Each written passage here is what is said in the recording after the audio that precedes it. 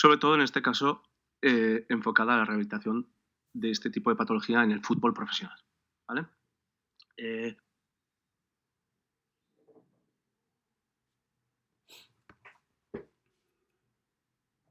Cuando fui llamado para organizar este...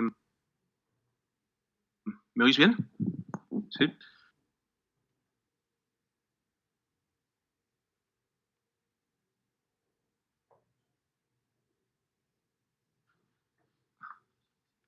Vale. Cuando fui llamado para participar en este simposio, me pareció que la mejor manera de enseñaros o mostraros nuestra manera de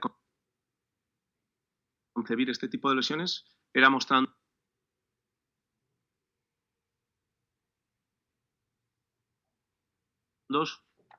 una simulación de un caso real, ¿vale? Una simulación, repito, ¿vale? Bien, ¿por qué decidí esto? Nunca lo hice antes, pero creo que puede ser una manera mucho más divertida. Creo que a la hora que estamos, si os empiezo a meter gráficas, correlaciones y demás, os vais a dormir, como yo lo haría, ¿vale? Entonces creo que es la única forma de que yo pueda pues llamar o recibir vuestra atención, ¿vale? Además, en esta charla vosotros vais a tener una parte activa, ¿vale? En concreto vais a ser el presidente de un club de fútbol, el mismo presidente que llevó a Thierry Henry desde el Fútbol Club Barcelona, perdón, a los Red Bulls de Nueva York, ¿vale? El mismo presidente que quería mejorar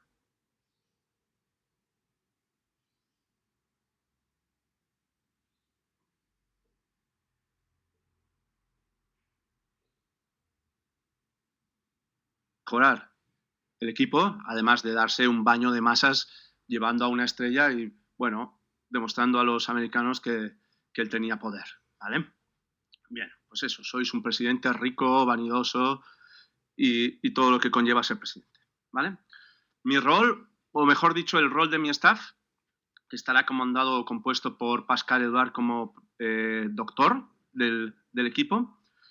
Pedro Jiménez y Jean-Benoît Morin serán los preparadores físicos. Pierre Samosino será el Sport Scientist, que se llama ahora, ¿vale? Y tanto yo como Johan Lati seremos un poco los encargados de la rehabilitación, sí, del departamento de rehabilitación, ¿vale? Bien, ¿y nuestro rol cuál será? Tener a todos los jugadores el máximo tiempo disponible posible y, sobre todo, cuidar de nuestra estrella, que es el que se supone más gloria nos va a dar, ¿vale? Deciros que esta charla la podéis enseñar tranquilamente, está aprobada por el actor principal, que es Thierry Henry, con lo cual no tenemos ningún problema al respecto. Bueno, pues vamos allá, vamos a empezar la película. Ya sabéis, como en toda película, por lo menos cuando yo voy con los niños, si a mí me gusta, presta atención, si no, hacéis como que prestáis atención, pero podéis dormir un poco, ¿vale? Vale, bien, empezamos la película.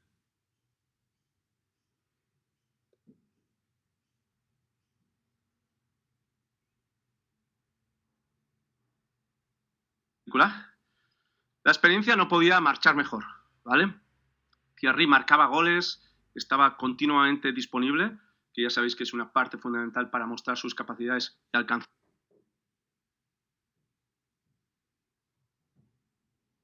el éxito de un jugador, estadísticamente comprobado, ¿vale? Y todo iba de maravilla, el equipo estaba bien clasificado, vosotros como presidentes no cabíais en vosotros mismos, ¿vale? Todos os alababan y bueno, estabais muy contentos de que os reconocían y que habíais hecho un gran fichaje. Todo marchaba bien hasta que durante el transcurso de un partido Thierry corre al espacio y nota la temida lesión discosurales.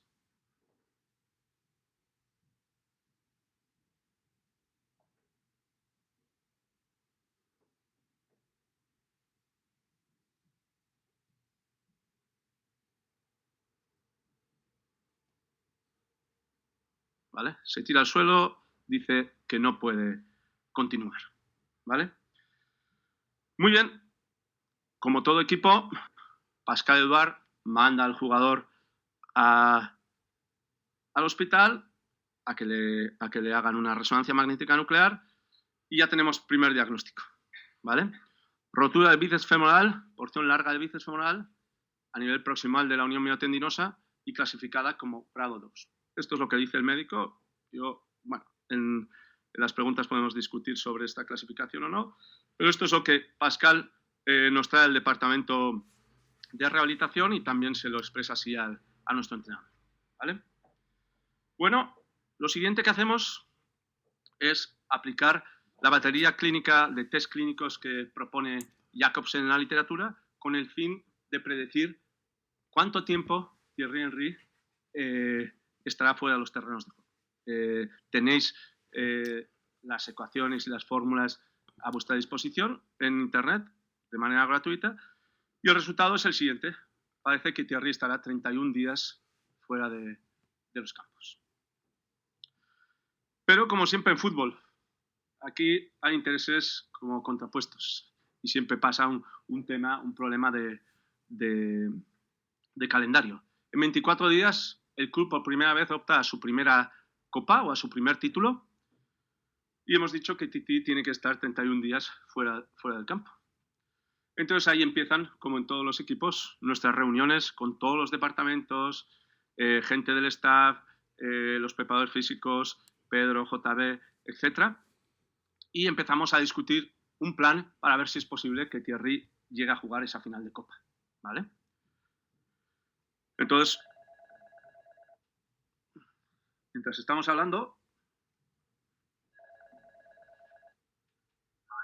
me estáis llamando.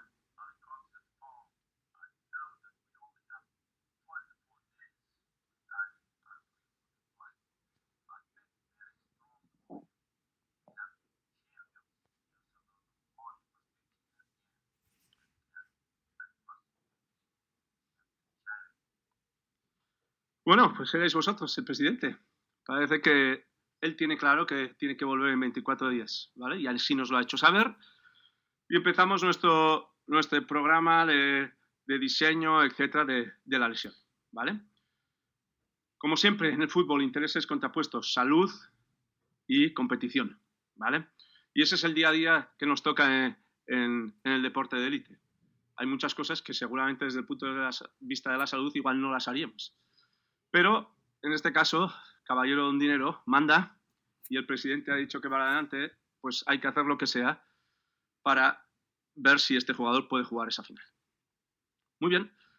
Cuando estamos enfrente a realizar, para mí, un arte, que es el arte de diseñar un programa de rehabilitación, tenemos que tener en cuenta 3 elementos, o por lo menos en esa mesa tenemos 3 elementos. El rendimiento, el mecanismo lesional y los factores de riesgo derivados y la biología de reparación tisular, ¿vale?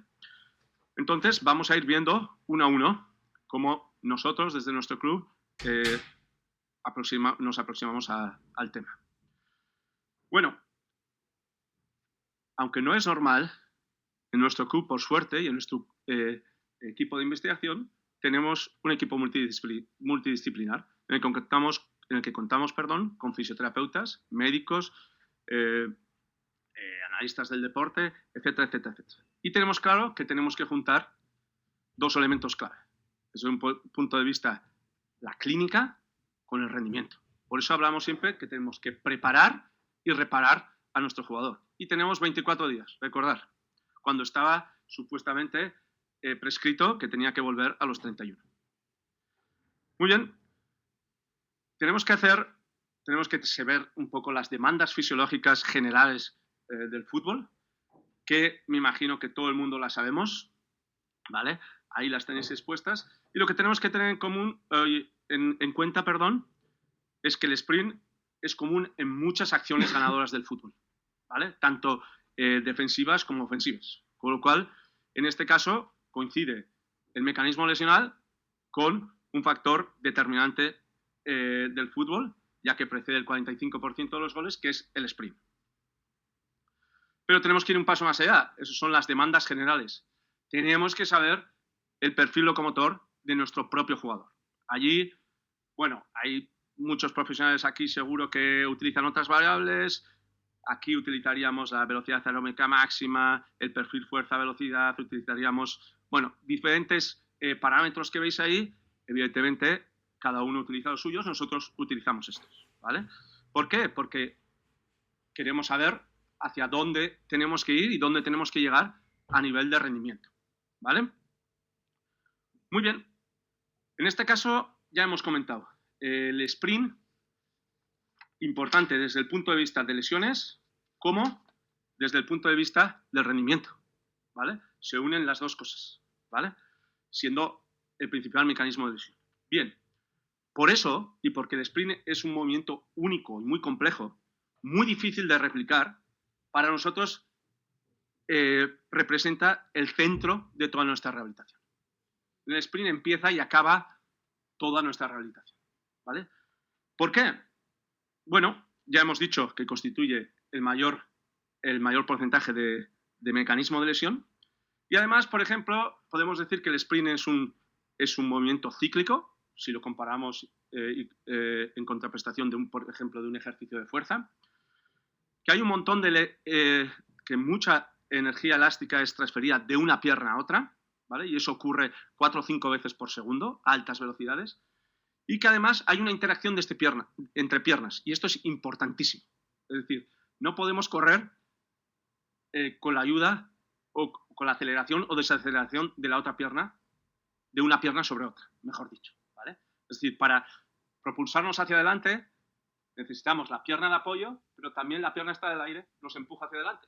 Y lo mismo para contrarrestarlo, ¿vale? Y eso es un concepto básico y fundamental, quizás lo más importante que os voy a enseñar hoy, porque tanto en el screening como en la batería de test, como a la hora de diagnosticar o de analizar los factores de riesgo, lo tenemos que tener en cuenta, ¿vale? Bueno, además también el sprint alcanza actividades electromiográficas imposibles de alcanzar por un ejercicio de fuerza y velocidades angulares de 700 grados segundo para la cadera o más de 1000 grados segundo para la rodilla. Eso es lo que hace que sea tan difícil de reproducir. Por tanto, y como aspecto más importante dentro de nuestra rehabilitación, dentro del sprint tenemos que saber lo más posible. Desde su rendimiento, desde el performance, o qué pasa con el perfil fuerza-velocidad en un partido o a lo largo de una temporada, hasta los mayores o más típicos errores técnicos, hasta los determinantes mecánicos y musculares de las diferentes fases del sprint, como pueden ser la aceleración y la alta velocidad, cómo afecta la fatiga a ellos, etcétera, etcétera, etcétera. Nosotros tenemos que ser unos expertos del sprint, en este caso, que es el mecanismo de lesión que ha tenido Titi, ¿vale? Bueno, muy rápidamente, y seguramente lo conozcáis, conocemos que la aceleración está más relacionada con la fuerza horizontal que con la vertical, pero que la fuerza vertical es fundamental para mantener la alta velocidad, ¿vale? Y porque si no, nos caeríamos al suelo. Muy bien, aquí podéis ver cómo la fuerza horizontal decrece desde el primer paso hasta la alta velocidad, va decreciendo, cuanto menos decrezca, más rápido seremos, y la fuerza vertical aumenta hasta tener un plató a eso de 6.5 o 7 metros segundo, ¿vale? Muy bien, esta es la diapositiva más importante que vais a ver, porque es clave en el diseño de un programa de rehabilitación, ¿vale? Y implica la selección de ejercicios. Aquí podéis ver cómo deconstruimos el mecanismo de lesión, que veis que tiene una gran anteversión pélvica, una rotación dorsal, una inclinación de tronco y a su vez una rotación interna de la rodilla, ¿vale? Bueno, pues vamos a desgranar los factores biomecánicos claves tanto en la aceleración como en la alta velocidad. Por orden, vemos que durante los primeros pasos de la aceleración el tronco está flexionado y la flexión de tronco correlacionará con la fuerza horizontal que realicemos, que la distancia del tobillo al centro de masas está inversamente relacionada con la fuerza horizontal, es decir, cuanto más atrás tiremos el pie, más fuerzas horizontales realizaremos, y se ha visto que es una de las diferencias que hay entre los, por ejemplo, atletas y los jugadores de rugby, siendo los jugadores de rugby los que menos atrás echan el pie, con lo cual menos fuerzas horizontales realizan. Tenemos que saber que tenemos en los primeros pasos una ventaja mecánica, lo que aumenta la fuerza de extensión o el torque de la cadera, aumentando el impulso horizontal, que la aceleración está caracterizada por una fase de apoyo de mayor contacto y, por lo tanto, capaz de realizar mayores fuerzas horizontales, que utilizamos el mecanismo rotacional como mecanismo para propulsarnos hacia adelante, que no es otra cosa que tirarnos sobre el pie de apoyo, rotar sobre nuestro pie de apoyo, y en ese momento, en la fase del contacto inicial, realizar una activación y una fuerza de los extensores de cadera y flexores de rodilla para delimitar o limitar la extensión de rodilla y propulsarnos para adelante. Ese es el mecanismo que utilizaremos. Y como os he dicho, muy importante, utilizaremos la pierna en fase de oscilación para propulsar la de la fase de apoyo. Por el contrario, en la alta velocidad tenemos una postura del tronco erecta para permitir una fase de recobro y una altura de la rodilla que luego nos permita aumentar la extensión o la velocidad de extensión de cadera. Tenemos un aumento de la rigidez de la rodilla y del tobillo necesario para aguantar esas altas velocidades. Sabemos que la flexión, extensión y momento de flexión de rodilla aumentan en la fase de oscilación conforme aumenta la velocidad, que el tiempo de contacto en el apoyo es más pequeño y que soporta más fuerzas verticales. Además de mantener el mecanismo rotacional, aquí introducimos un nuevo mecanismo, que es el de deceleración de la pierna hacia el suelo, ¿vale? Para lo cual necesitaremos una buena altura de rodilla y tener más rango para decelerar. Si vamos flexionados, yo no puedo flexionar y mi altura de rodilla es pequeña, ¿vale? Muy bien, ¿para qué nos sirve todo esto? Como os he dicho, para elegir los ejercicios, ¿vale? Y para conocer también los mayores errores técnicos que en este caso de Thierry Henry nos interesan a alta velocidad. ¿Cuáles son? Pues como veis ahí, un colapso anterior de la pelvis, mucho movimiento circular hacia atrás de la pierna, no mucha altura como veis en el chico en la parte para vosotros izquierda, creo, o derecha, no sé, en la primera, donde la altura de la rodilla no es muy grande y donde el tronco está flexionado, ¿vale? Con lo cual el tobillo contactará con el suelo en una posición adelantada respecto al centro de masas. Y aquí lo podemos ver mucho más claro, ¿vale? Este es el típico error de un futbolista, etc. ¿Vale? Veis la anteversión de la pelvis y podéis ver después de una intervención cómo está. Bueno, pues eso es en lo que estamos trabajando el departamento de rehabilitación con Johan Latti y espero daros nuevos datos próximamente de cómo podemos modificar estas posturas y si podemos modificarlas, ¿vale? Bueno, necesitamos objetivar y cuantificar la técnica para ser capaces de corregirla, ¿vale? Muy bien, ahora sabemos los determinantes mecánicos, pero ¿cuáles son los determinantes musculares? Bueno, después de unas cuantas investigaciones, lo que observamos fue que la fuerza excéntrica medida en un isocinético, unida a la electromografía del bíceps femoral en la fase de oscilación, correlacionaban con la fuerza horizontal. Con lo cual vemos que el isquiotibial es importante en la fuerza horizontal. Pero cuidado, ninguna de las dos por aislado correlaciona. Es decir, no intentéis correlacionar una acción aislada, o un ejercicio de fuerza o test de fuerza uniarticular aislado con cómo funciona el isquio en el sprint, ¿vale? Pero sí que vemos que tiene su influencia. A modo de resumen, podríamos resumir que existen absorbedores de fuerzas, que serían los gemelos, que sí que aporta trabajo positivo hasta los 7 metros segundos, y de la rodilla, a altas velocidades. Pero, en cambio, en la fase de oscilación, los propulsores serían los flexores y extensores de cadera y los flexores de rodilla, en este caso de forma negativa. Muy bien, de esa manera podemos elegir ejercicios desde el primer día utilizando características que se utilizan en la alta velocidad, porque ahí estamos viendo la rigidez del tobillo, de la rodilla, incluso se ha hecho una tesis, la ha hecho Deborah Said, donde podéis ver cómo haciendo un ejercicio de comparativa en la especificidad, esos ángulos de rodilla y de tobillo se reproducen. Por lo tanto, estamos siendo específicos casi desde el segundo día de rehabilitación, ¿vale? Y estamos trabajando cualidades de la alta velocidad. Evidentemente no podremos trabajar la alta velocidad. Recordad, nos quedan 24 días para recuperar a Titi. Bueno, ya tenemos el rendimiento. Ahora vamos a ver qué pasa con el mecanismo lesional y sus factores. ¿Y qué tienen en común estos dos elementos? Como os he dicho antes, el sprint, ¿vale?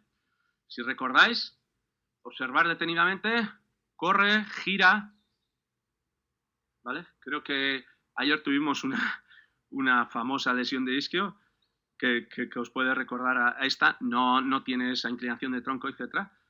Pero bueno, sí es un poco una trayectoria curvilínea parecida, ¿vale? Muy bien, entonces, ¿qué podemos hacer? Sabiendo lo que ocurre en un sprint de alta velocidad, en el cual las fibras proximales de la unión miotendinosa se ve a nivel proximal que soportan una mayor elongación y que el bíceps soporta más carga cuanto mayor es la velocidad, podríamos entender que por eso se ha roto la zona proximal de la unión miotendinosa. ¿Por qué alcanza mayores niveles de elongación? Bueno, seguramente porque, como veis ahí, los brazos de palanca de cadera son el doble o son mucho mayores para el bíceps a nivel de la cadera que a nivel de la rodilla. Con lo cual, como a nivel de la rodilla son pequeños y a nivel de cadera grandes, como podéis ver ahí, el bíceps femoral es el que mayores longitudes alcanza dentro de la fase de oscilación, ¿vale? Y dentro de mayores elongaciones, esa zona proximal, ¿vale? En cambio, semitendinoso, que está caracterizado arquitectónicamente por un gran longitud de fascículo, creo que anda en torno a los 18 centímetros, sí que es capaz de realizar grandes excursiones, y el semimembranoso, caracterizado por una sección de área transversal fisiológica de 19 centímetros al cuadrado, está capacitado para hacer mucha fuerza. Con lo cual, cada uno tiene su rol. En este caso, una de esas razones, esa mayor elongación, puede ser lo que ha causado la lesión de Thierry Henry. Una de ellas. Otra está el grado de activación y concordancia de la activación con la elongación de la unión miotendinosa, que ocurre al mismo tiempo en el bíceps, no en el semitendinoso. La anchura de la aponeurosis, teniendo una aponeurosis más estrecha a nivel proximal que distal, aumenta esa elongación también a nivel proximal del bíceps, etcétera, etcétera. Podría daros un montón, pero realmente no sabemos más, ¿vale? Por lo tanto, sabiendo el diagnóstico de la lesión, también podemos intuir cómo se ha producido esa lesión. Recordad, era una lesión en la porción proximal de la unión miotendinosa del bíceps femoral, ¿vale? Muy bien, para eso podemos utilizar la resonancia en ese caso. Vale. No sé si conocéis a este hombre, se llama Walter Herzog, y ahora os hablaré de él, pero antes estamos, aunque yo no uso redes sociales, estoy alerta del debate que existe en redes sociales sobre si la lesión se produce en una fase excéntrica, donde las fibras trabajan de forma excéntrica, o isométrica. Mira, para nosotros es un debate estéril, ¿vale? Por dos razones fundamentales. Una, porque las dos comparten la misma perspectiva, es decir, uno dice que actúa de forma isométrica y otro excéntrica, pero que ninguno de los dos aguanta ese tipo de contracción y al final acaba rompiendo. Y para nosotros, que ya se ha visto en animales y en humanos también, que la zona que más elongaciones sufre es la zona que finalmente rompe, es mucho más importante saber de dónde viene esa fuente de mayor elongación que tener unas fibras súper fuertes, que también la podemos tener, pero es mejor intentar conocer la razón por la que ese músculo, o esa parte de músculo, mejor dicho, alcanza mayor elongación. Y además, mira, si queréis reproducir lo que hace la fibra durante la carrera, correr. Dejaros de isométricos excéntricos, correr, ¿vale? Muy bien, pues Walter Herzog no tiene ninguna duda que la unión miotendinosa del bíceps femoral se elonga, haciendo que además las fuerzas excéntricas del isquio aumenten. Lo que tiene más dudas es saber si las fibras se elongan por el estiramiento o no se elongan, incluso se acortan por el grado de activación y fuerza existente, ¿vale? Él no le da mucha importancia y él sugiere, aunque es una opinión, que quizás es más importante un cambio de control motor, de atención, un cambio en el foco de atención, lo propone como quizás una parte más importante porque fisiológicamente no estima que los cambios puedan llevar a producir eso, ¿vale? Es una sugerencia y ya veis ahí en el mecanismo que sí que es verdad que Titi en este caso mira hacia su lado opuesto para saber si está en fuera de juego o no. Mirad, históricamente estamos acostumbrados a mirar exactamente el punto de la lesión. Pero quiero que veáis en esta imagen qué cosas ocurren simultáneamente a que la lesión ocurra y que el bíceps femoral alcance sus mayores niveles de elongación en esta fase de oscilación, ¿vale? Ahí veis, mayor nivel de elongación de la unión miotendinosa, simultáneamente a mayor pico de fuerza del ilíaco y del glúteo de la misma pierna, simultáneamente a un aumento de la unión miotendinosa de la otra pierna, del ilíaco, y simultáneamente al segundo pico de anteversión. Todo ocurre en el mismo instante. Y nosotros solo nos estamos fijando aquí. ¿Vale? Además, que desde el punto de vista de lesión, recientemente Nagahara ha observado que en esta misma posición, en la fase de oscilación, en esta misma, ¿vale? La absorción y generación de energía de la cadera contralateral, unida a la absorción de los flexores de rodilla ipsilaterales, son requerimiento indispensable para alcanzar altas velocidades o la máxima velocidad. Con lo cual ya tenemos otra vez la interacción de las dos piernas, importante desde el punto de vista lesional, pero importante y muy importante para alcanzar el máximo rendimiento. ¿Vale? Muy bien. Si en una cosa estamos de acuerdo, los que estamos un poco, bueno, intentando aprender algo o saber algo sobre el isquiotibial, es la lesión multifactorial, provocada por diferentes factores. ¿Vale? En eso es una de las pocas cosas que estamos de acuerdo. Vamos a ir analizando la flexibilidad. Bueno, no está claro o hay por lo menos controversia a que pueda ser un factor de riesgo. ¿Vale? No hay evidencia clara, ni en estudios prospectivos ni retrospectivos, pero sí que veis en la imagen que, fijaros, otra vez, el ilíaco de la pierna contralateral es capaz de producir hasta 22 milímetros de elongación en el isquio contrario, en el bíceps femoral contrario. Casi lo mismo que el propio isquio. Y los erectores de la espalda, etc. Entonces, ¿qué estamos midiendo si medimos de forma aislada con los test que nos proponen? Esto no es lo que está ocurriendo cuando sprintamos. ¿Vale? A pesar de eso, un último reciente estudio nos indica que hay una relación entre el passive stress leg raise, o sea, el levantar la pierna de forma pasiva, diciendo que está inversamente correlacionado con la elongación del bíceps femoral en la fase de oscilación. Con lo cual, parece que había una correlación negativa. ¿Vale? Sin embargo, como os digo, hay que tener en cuenta la flexibilidad y no os olvidéis del otro hemicuerpo, es decir, la flexibilidad de los flexores contrarios, porque ya se han visto que ocurren simultáneamente, como hemos visto antes, al pico de elongación de la unión miotendinosa del bíceps, y también lo hemos visto con esta figura, que es capaz de imponer casi la misma elongación que el propio bíceps, ¿vale? Por lo tanto, también se ha visto que un programa de trabajo, aunque se ha visto en mayores, enfocado a la ganancia de la flexibilidad de los flexores de cadera, aumenta la extensión de cadera, disminuye la anteversión y aumenta la amplitud del paso, ¿vale? Por lo tanto, será un elemento a tener en cuenta.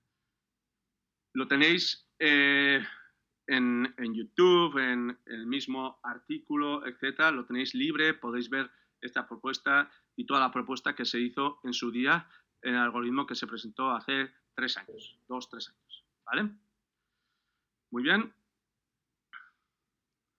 Aquí lo tenéis de una forma más dinámica, integrado con lo que puede ser el control lumopélvico, etc. Muy bien. Vamos a la fuerza. Bien. Sí que parece, por lo menos si miramos la evidencia, o lo que nos dicen de la evidencia, que un trabajo excéntrico parece prevenir este tipo de lesiones. Lo que no hace es predecirlas. Ya han utilizado Machine Learning y demás, y no son capaces de predecir y decir y afirmar que una disminución de fuerza excéntrica conlleve un mayor riesgo de lesión. ¿Vale?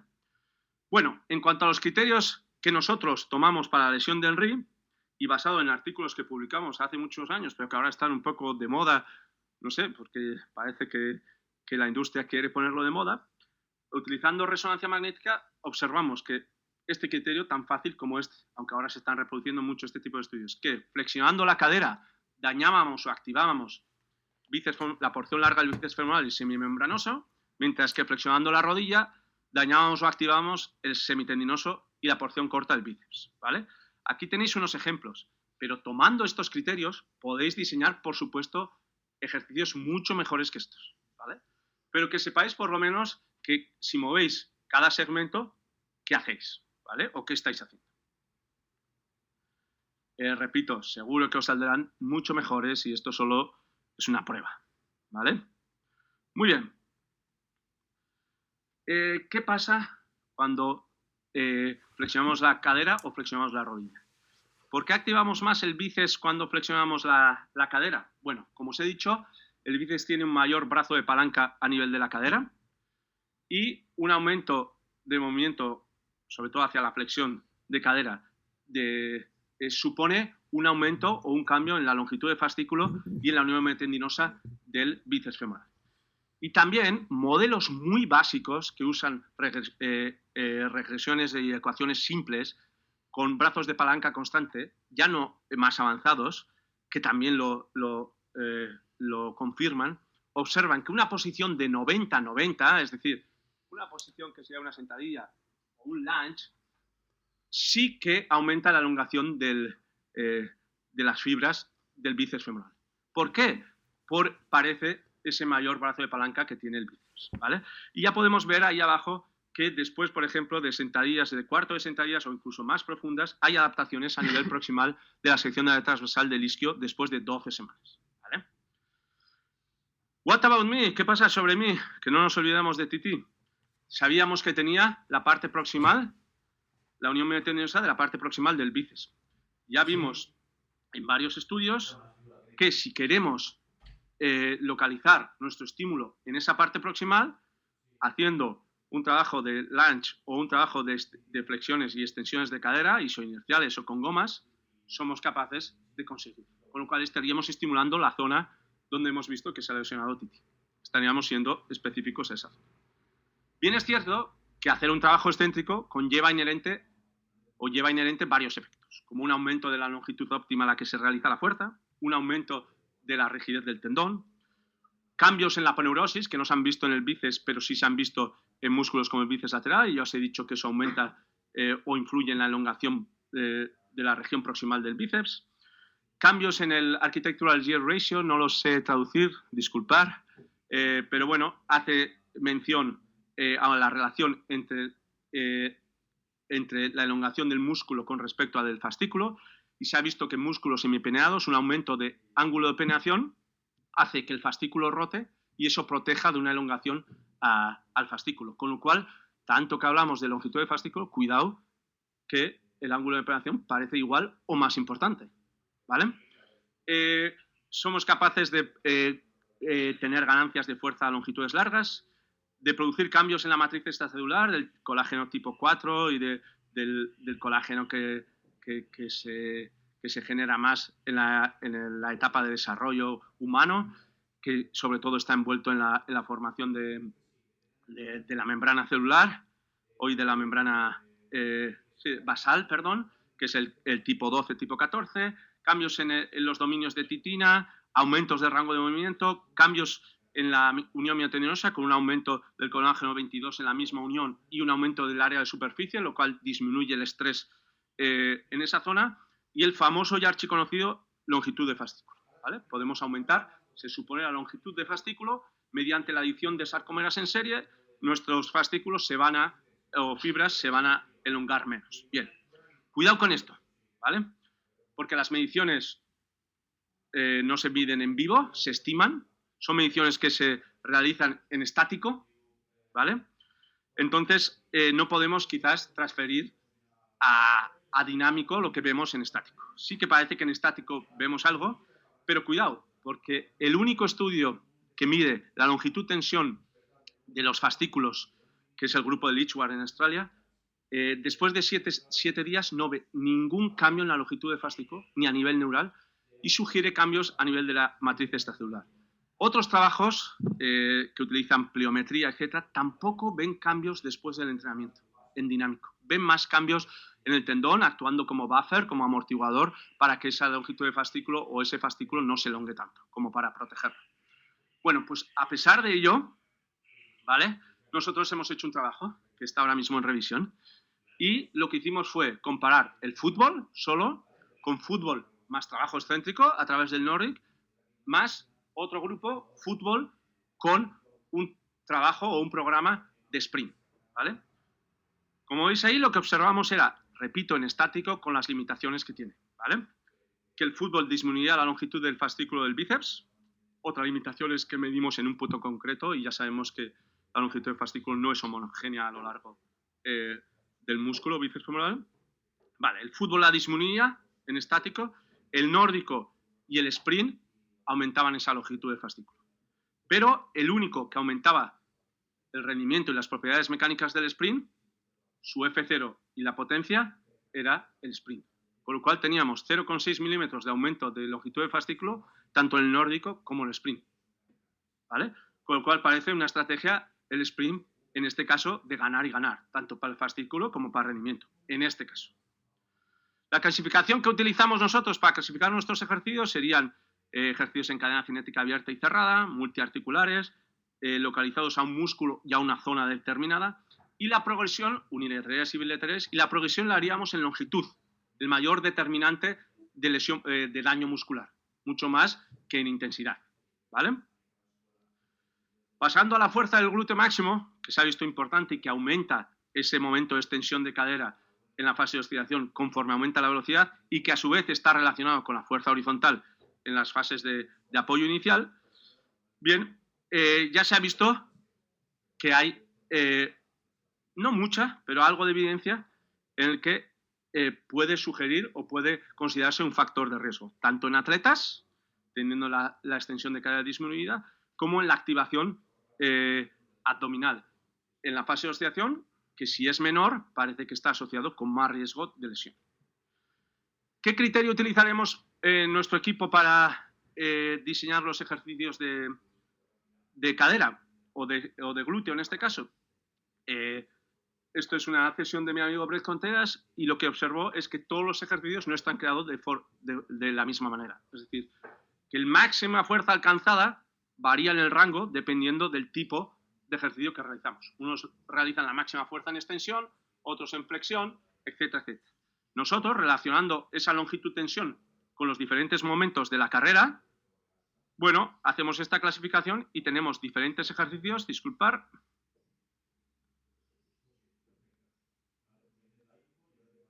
a diferentes angulaciones de carrera para reproducir todas las fases que se producen durante el sprint. ¿Vale? Y esa será nuestra forma de diseñar los ejercicios de extensión de cadera, que podéis utilizar la que vosotros queráis, por supuesto. ¿Vale? Muy bien, llegamos a la pelvis. Aún me extraña a día de hoy cuando hay gente que pone en duda la importancia de la pelvis. Os he dicho que una de las cosas más importantes para correr es la interacción de las dos piernas. Yo no sé vosotros cómo podéis interaccionar las dos piernas. Yo solo lo hago mediante una articulación, que es la pelvis. ¿Vale? Para eso necesitamos saber su patrón sinusoidal, doble patrón sinusoidal durante la fase de la carrera. Saber que de andar a correr la extensión de cadera no cambia, lo que aumenta es la anteversión. Saber que, por ejemplo, esa anteversión es una consecuencia natural en deportes de carrera o de sprint. Es decir, X semanas de carrera aumentan la lordosis, como ocurre en los atletas o como ocurre en el fútbol, ¿vale? Con lo cual, pero a su vez, parece que un aumento de anteversión aumenta la rigidez del isquio, está visto como factor de riesgo, con lo cual tendríamos como intereses encontrados. Parece que desde el performance, incluso Nagahara ha visto que una mayor anteversión pélvica es necesaria para llegar a alcanzar velocidades altas, sobre todo en los primeros 4 pasos y hasta los 14 pasos, ¿vale? Pero, por otro lado, sabemos que tiene sus contraprestaciones o sus contradicciones en cuanto al tema de las lesiones, ¿vale? Aquí podemos ver que una mayor activación abdominal en la fase de oscilación disminuye el riesgo de lesión. Para eso tenemos que conocer, aparte de ese patrón sinusoidal, qué cosas ocurren en el plano frontal, en el plano transversal, que los músculos actúan decelerando el movimiento lumbopélvico, ¿vale? Al contrario que ocurre en el andar, que es más de forma concéntrica, en el sprint actúa de forma excéntrica, controlando y acelerando ese movimiento, con lo cual lo tendremos que tener en mente, y más en el caso de Iterri a la hora de diseñar su programa de rehabilitación. Si os acordáis, mirar cómo era la lesión de Iterri, mira hacia un lado y ya se ha visto como factor de riesgo, aunque en muy pocos sujetos lesionados, que una anteversión y una inclinación lateral del tronco parece que aumentan el riesgo de sufrir una lesión. Por lo tanto, tendremos que tener en cuenta esa variable, si es necesario en nuestro jugador, que parece que y está incluida en el mecanismo de lesión, para diseñar su programa de rehabilitación, ¿vale? Aquí tenéis una propuesta, bueno, hay 1000, se os ocurrirán 80.000 más, ¿vale? Es una más que podéis utilizar o que yo solo y únicamente la muestro como ejemplo.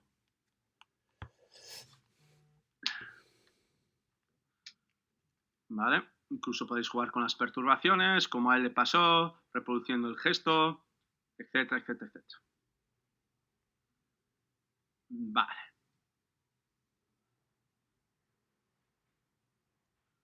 Muy bien. Bien, aunque hemos dicho que la lesión es multifactorial, a mí no me gusta dejar de recalcar, ya lo publicamos en el 2012, pero que los factores interaccionan. Es decir, que un aumento de fuerza excéntrica o un trabajo de fuerza excéntrica aumenta el rango de movimiento y la flexibilidad y a su vez cambia la arquitectura, que el control lumbopélvico con fatiga disminuye y hay un aumento de anteversión en la final de cada parte de cada partido, o que tiene incidencia en la flexibilidad. Entonces, no nos quedemos solo en mirar los factores de forma aislada, ¿vale? Y ya es hora también de mirar un poco fuera de la caja, que se dice, o out of the box, porque llevamos 25 años trabajando la fuerza excéntrica y la tasa de lesiones no se mueve e incluso aumenta. De hecho, y si hacemos caso a las predicciones del grupo de la UEFA, que lleva observando lesiones desde el año 2001 y registrándolas, vemos que en el 2032 la tasa de lesiones de isquio se doblaría. Con lo cual, o hacemos algo o se cumplirán estas predicciones. Muy bien. En futuro, ¿qué proponemos nosotros? ¿Qué manera de aproximación proponemos? Mirad, al final lo que estamos evaluando son outcomes, es decir, tiene un déficit de flexibilidad, tiene una disminución, ¿vale? Pero esa disminución de flexibilidad puede venir por un problema neural, un problema lumbopélvico, un problema de acortamiento de los flexores de cadera contralaterales, un problema de rigidez de los propios flexores de rodilla. Si nosotros no ahondamos en la causa real y la modificamos, seguiremos teniendo y no removiendo la causa que nos produce esta lesión. Con lo cual, seguiremos. En el caso de Titi, por ejemplo, tenía un problema de anteversión y un problema neural. Fijaros si tenemos un problema neural y seguimos estirando de esta manera, cosa que irrita más todo el tejido neural.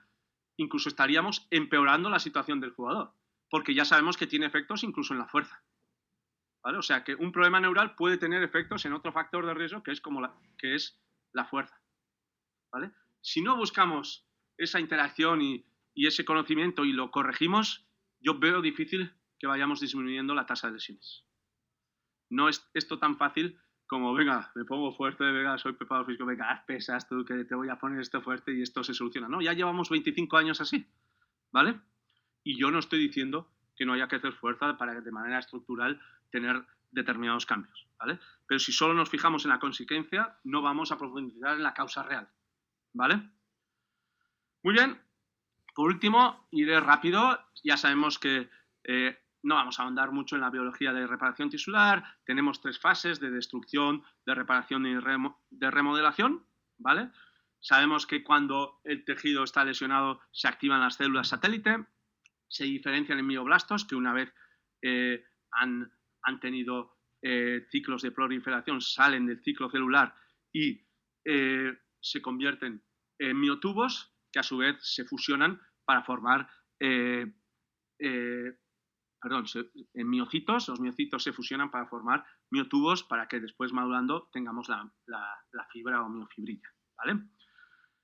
Muy rápidamente, aspectos fundamentales de la biología de reparación tisular: la inflamación, muy importante en la regeneración, y tenemos como una respuesta antiinflamatoria o proinflamatoria, perdón, que estaría representada por los macrófagos M1, y una antiinflamatoria que estaría representada por los macrófagos M2. Este cambio de M1 a M2 parece resultar fundamental en el tema de la regeneración. Y una sustancia fundamental en este paso, que ocurre más o menos al día 7-8, es la interleuquina 10. En ese día también, ahora está muy de moda dentro de la fisiología muscular, el tema de las células progenitoras fibroadipogénicas, ¿vale?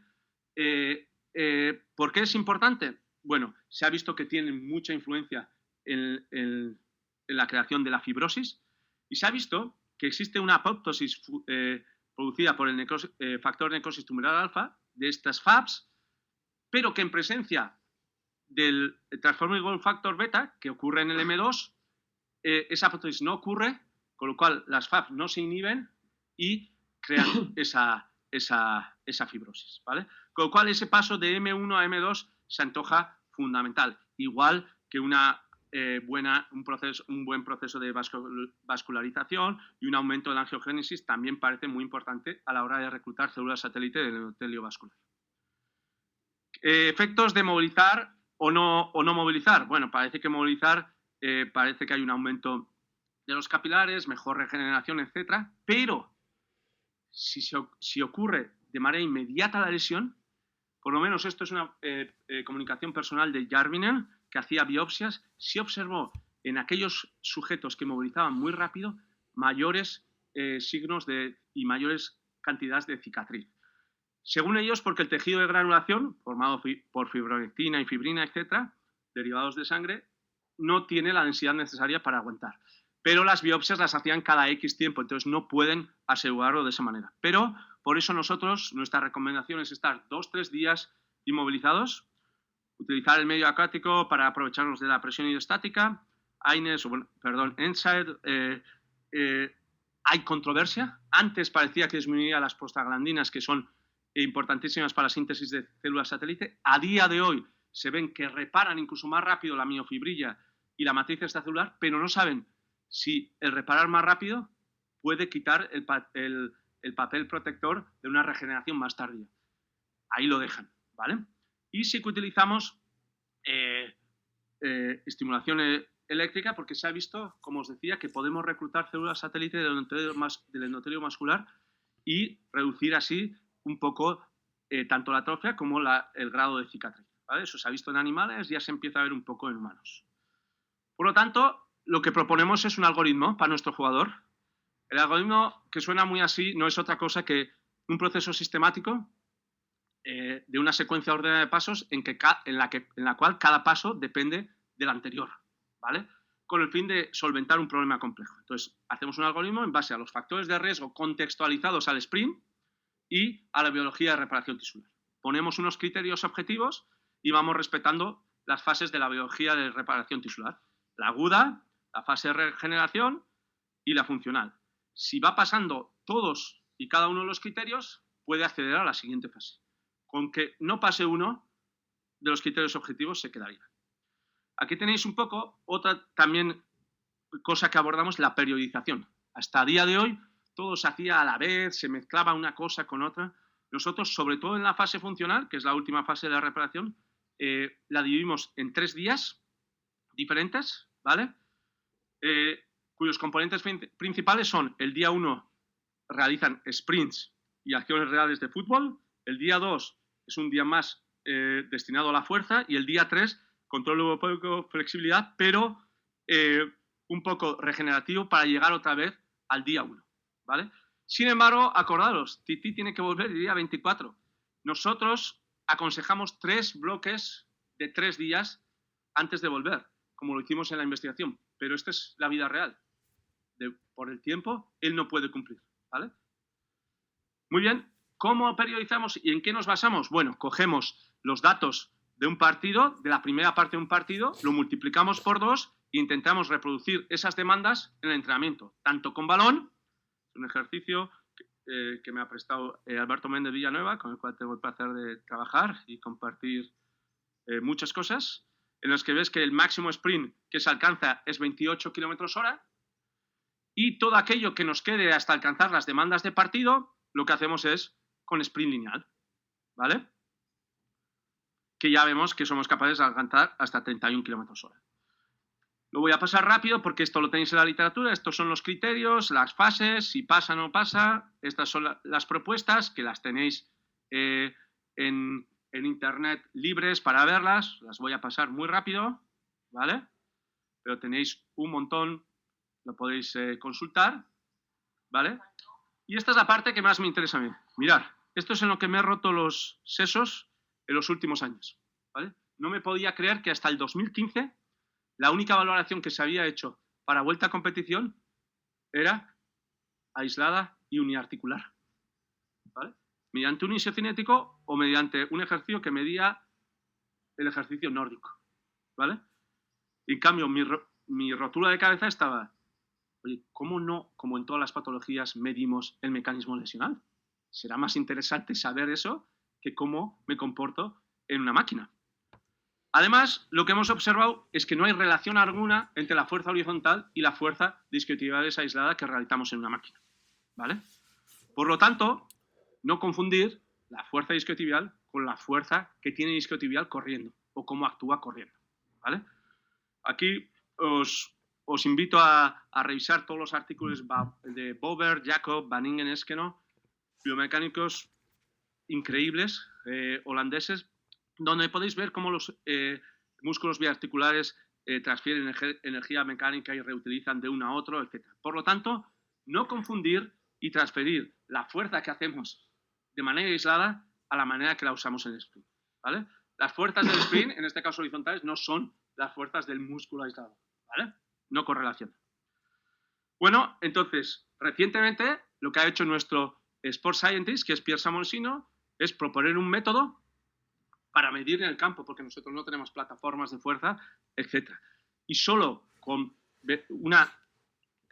datos de velocidad y tiempo, con una curva de velocidad y de velocidad y tiempo, somos capaces de tener los mismos datos que obtenemos con 50 metros de plataforma de fuerza, que ha sido recientemente validado y que solo existe en Japón, ¿vale?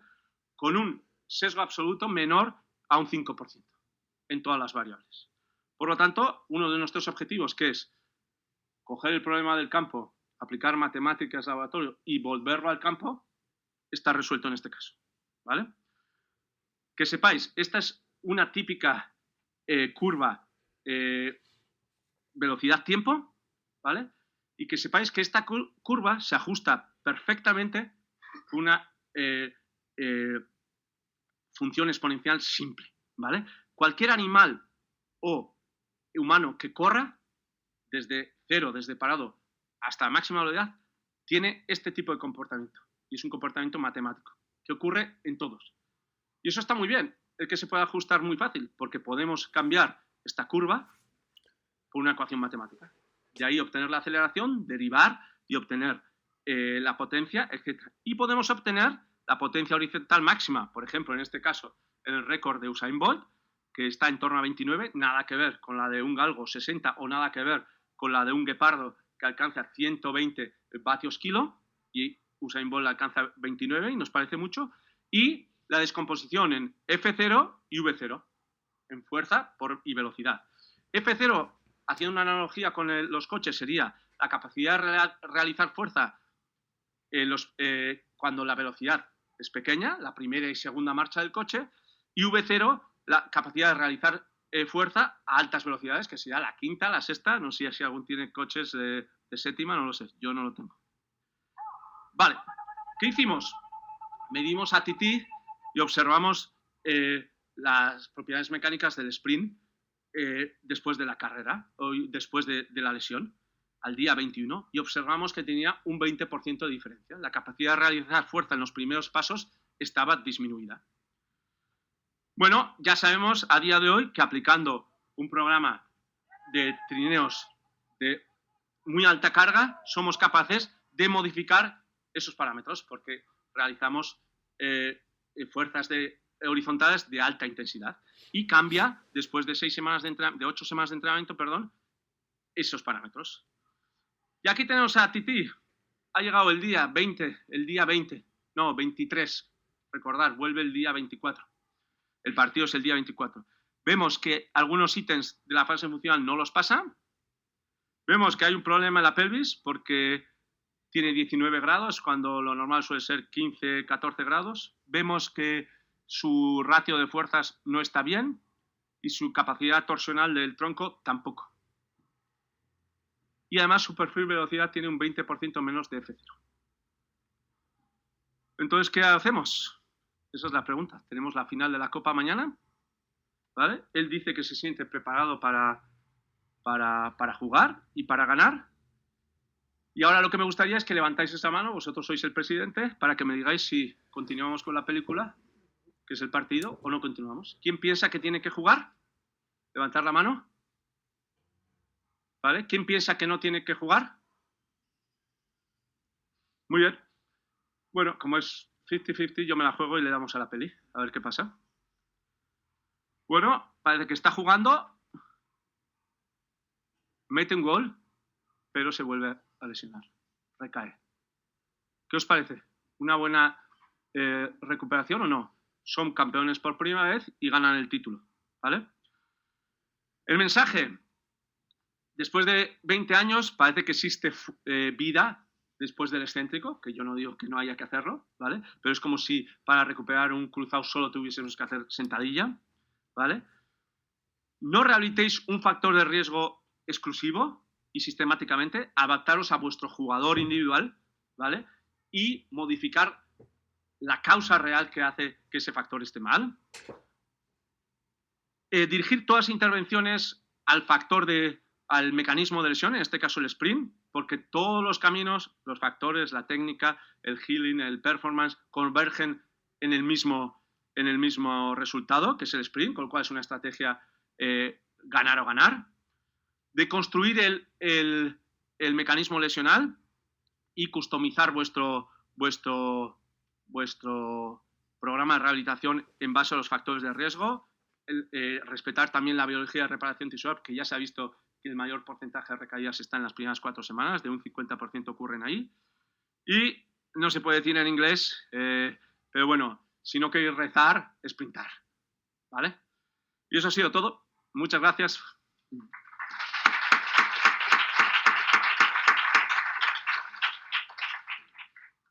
Bien, muchas gracias, Jordan.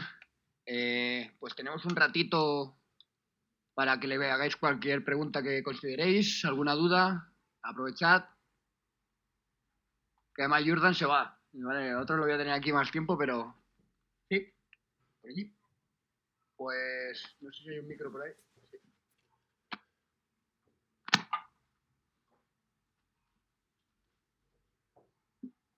Y al fondo. Sí.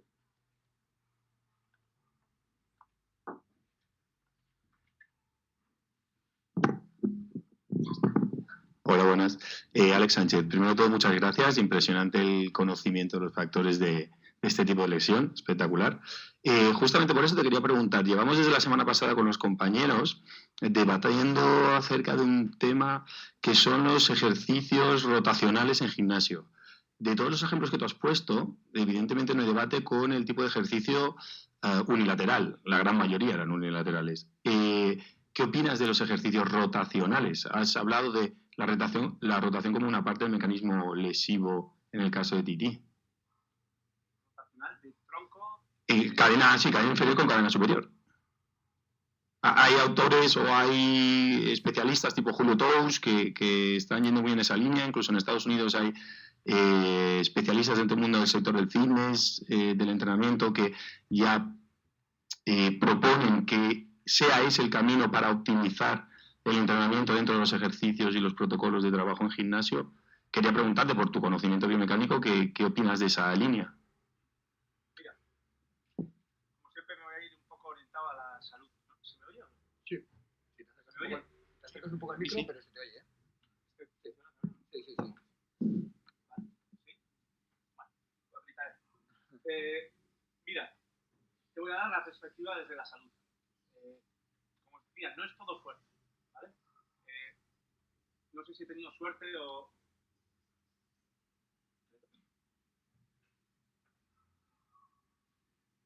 ¿Sí? ¿Se oye? ¿Se oye ahora? Me pongo ahí, va. Como te decía, te voy a hablar también desde perspectiva de la salud, ¿vale? He tenido suerte o desgracia de estar con Stuart McGill unos cuantos meses, estuve hace unos años, y te puedo decir que el mecanismo rotacional está muy bien y ocurre en el performance y en la ejecución de muchas tareas deportivas, es el que más fuerzas de compresión y tracción genera a nivel lumbar, ¿vale? Y el más peligroso. Y ya lo tenemos en el deporte. Por supuesto que se puede usar, ¿vale? Pero tú tienes que conocer, por lo menos para mí, en cuanto al tronco y demás, las necesidades de tu deporte. ¿Qué fuerzas de compresión, de tracción demanda el fútbol? Y a partir de construir un programa para llegar a eso. Si tú machacas todo el día, te hablo a nivel de la salud, ese tipo de movimientos puede que al final puedas tener algún problema tipo lumbar, ¿vale? Ya te digo, las fuerzas de torsión y las fuerzas de compresión con ese tipo de trabajo son muy grandes. Yo los uso, ¿vale? Pero hay que saber también usarlos. No es como el excéntrico. Hay que usar excéntrico a todas horas. Yo te puedo decir que el 95% que acudan a mi consulta, que son chicos o profesionales que recaen y recaen y recaen, ¿sabes lo único que han hecho durante toda su rehabilitación? Y lo que más, excéntricos. Es decir, con esto te puedo decir, ¿hay que hacer trabajo rotacional? Sí, depende. Si tu valoración, tú crees que él tiene algún déficit en esa área y que no lo ejecuta bien, o tú le calculas las fuerzas de compresión y de tracción y él es capaz de soportarlas o mejorarlas, muy bien. Pero pueden ser lesivas para él también. ¿Sí? ¿Te he contestado o no? Sí, más o menos.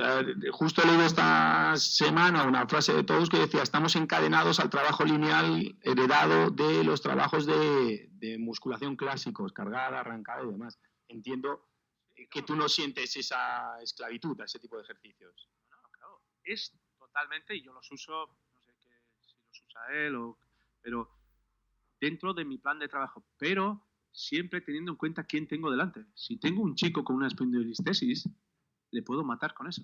De hecho, el equipo de Gran Bretaña olímpico, cuando estaba con esto, veíamos que tenía una cantidad de espondilistesis terribles. Y una de las cosas que se les evitó y parece que hizo que ese tipo de dolencias disminuyese fue, hacían el típico trabajo rotacional con balones, ¿vale? Se les quitó y mejoraron. Ese tipo de personas, según el deporte que se van a dedicar, algunos de ellos no necesitaban y otros sí. Yo creo que ahí está el mayor fallo y ahí está el mayor fallo en los isquios. Determinar qué es lo que necesita tu jugador. Para mí es la clave, pero estamos acostumbrados a hacer recetas. Pues ahora hago excéntricos, o ahora trabajo rotacional, o ahora hago... Que no. ¿Qué necesita tu jugador? ¿Por qué falla? ¿Por qué recae? Para mí ahí está el arte. Porque si no, yo no tendría trabajo, seguro. Si solo hiciese excéntricos o trabajo rotacional o corregir un factor. ¿Me explico? ¿Te respondo o no? Más o menos. Sí, perfecto, muchas gracias. ¿Alguna otra pregunta? ¿Nadie? Me está preguntando José por redes sociales, todo este tipo de trabajo, cuando ya selecciona al deportista, ¿cómo lo coordináis? Me preguntamos un poco por el día a día. ¿Tú tienes carta blanca para hacer todo este tipo de trabajo? ¿Estás con el preparador físico, el médico? Sí. Yo tengo ventaja, ¿vale? Cuando suelen venir a mí, tengo la ventaja de que están desesperados, ¿vale? Entonces dicen, oye tú, me tiran el muerto y a ver qué haces. Pero sí,